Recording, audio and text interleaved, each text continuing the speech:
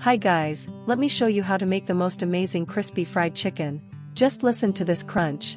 So first we're going to start off by seasoning our chicken with some all-purpose seasoning chicken, garlic, onion, paprika, and some mixed herbs.